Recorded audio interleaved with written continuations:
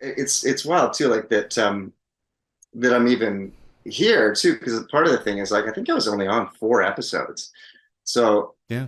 I, it's the Stargate fans are phenomenal. Like I really appreciate it because it's like kind of a blip in the sense in my life, like Yeah. certainly a highlight of my career, but it wasn't like like some people did the show for many years, where I had pretty short and intense, like hop on because the first episode was like very full on. Um, but and even during the pandemic too, I had a lot of not a lot, but I had several people reach out to me, and I had some fans saying that they've been rewatching and sending me things. I thought, oh my God, like this is amazing. It was just perfect, just kind of what I needed. You're in a pandemic going, oh Yeah. my God, life, ugh. And people saying, hey, this is really great. Thanks for this. So yeah, that kind of lifted my spirits. Um, but yeah, originally getting cast in it, I think I'd auditioned several times for other episodes, and so they were interested, right? Is what it felt like, and then Proving Ground came along. I thought, oh, this is really good part. I really want to, Mm. you know, dive into this. Is a good opportunity, and knowing that they were already interested in me, so yeah, so I auditioned, and it was, I got it. It was kind of as simple as that. Okay. Yeah. You had a great lineup of people with you. You had Grace Park. You had David Kopp.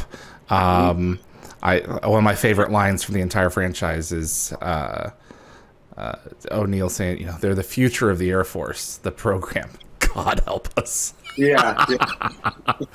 Oh man. And you did something with this role in just a handful of episodes that have continued to stick with people, I always think back on season 5 fondly, in part because of you, and because it's in those few episodes it is a distinct arc. And as a guest star, how often do you get to do that? That's more rhetorical, but I mean, it's a wild ride. Yeah. Yeah. So, I think, as I understand it, I think, I mean, someone out there will, I'm sure, correct me about the facts of this, but as I understood it at the time, it was like a pilot within the series. So this was pre-Atlantis. So the idea was, okay, we're going to see if these 4 characters can become the a new squad, and it'll be a spin-off. I think that's what they were exploring with Proving Ground. And again, I don't know if that's fact or not, but that's what I remember at the time. And then it was a one-off. And then I think even the other two episodes when Elliot came back wasn't originally supposed to happen.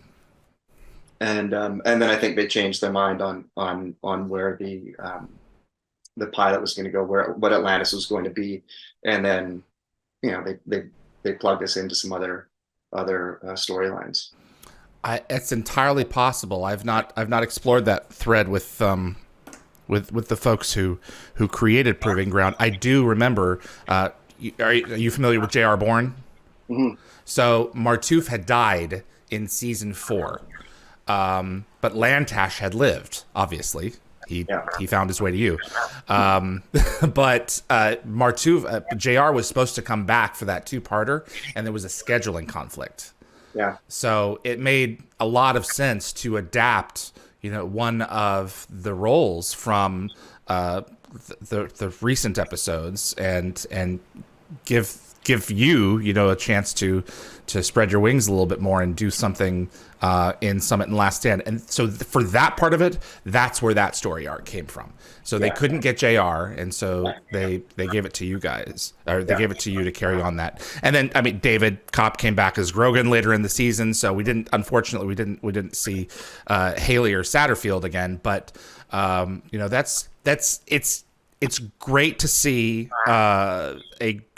a team of writers who are looking back and saying, okay, what do we have here? What do we have in the inventory? How can we yeah, adjust this forward and expand on these stories that we already have? yeah, yeah. No, it's true because I remember that.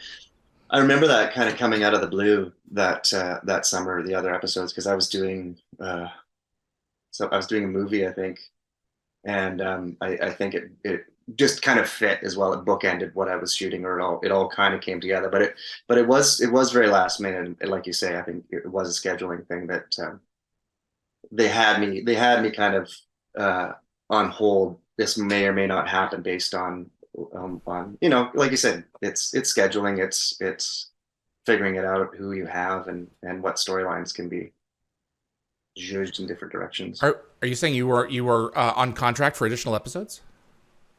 No, no, Oh, okay. I was doing something else, and then they were saying that's when they said those two episodes were probably I see. probably going to land because of Jar's scheduling. Got it. Okay. Hey, that's awesome for you. Totally, absolutely. Who was this guy to you? What kind of an upbringing did he have? Who was this young man that he found his way into the Air Force in your mind? Yeah. Who was Elliot? Oh, that's a good question. I mean, I think he was very much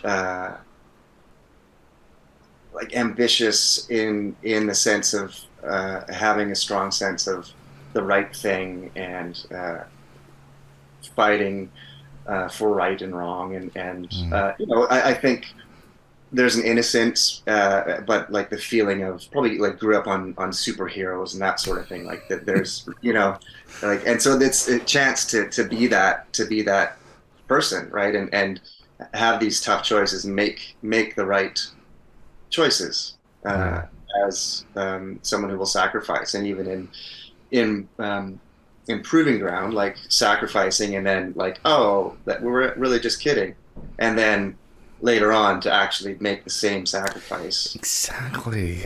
Yeah. Right. He was ready to go. And, Yeah. that first one, you can put me down now, hero.